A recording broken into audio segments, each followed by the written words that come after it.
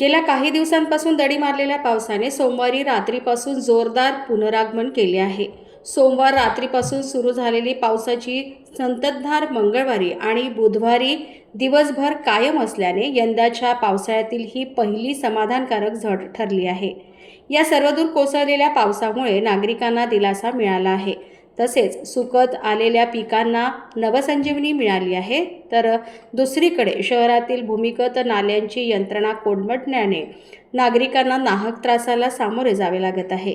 2 दिवसांपासून चंद्रपूर जिल्ह्यात संततधार पाऊस सुरू आहे. बुधवारी दिवसभर पावसाने उसंत दिली नाही, त्यामुळे शेतकरी वर्ग सुखावला आहे. चंद्रपूर शहरासह जिल्ह्यात काही दिवसांपासून प्रचंड उकाडा आणि ढगाळ वातावरण निर्माण झाले होते.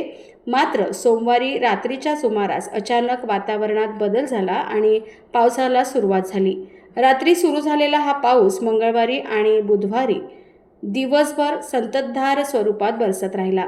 सततच्या पावसामुळे तापमानाचा पारा लक्षणीयरित्या घसरला असून संपूर्ण वातावरणात सुखद गारवा पसरला आहे. अनेक दिवसांच्या प्रतीक्षेनंतर जिल्ह्यात पावसाने हजेरी लावल्याने शेतकऱ्यांमध्ये आनंदाचे वातावरण आहे.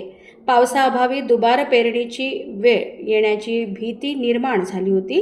मात्र वेळेवर झालेल्या पावसामुळे हे संकट टळल्याने शेतकरी राजाला मोठा दिलासा मिळाला असून धान पिकांसाठी आणखी दमदार पाऊस आवश्यक असल्याने भाताचा जिल्हा असलेल्या चंद्रपुरात धान उत्पादक शेतकरी मात्र चिंतेत आहे.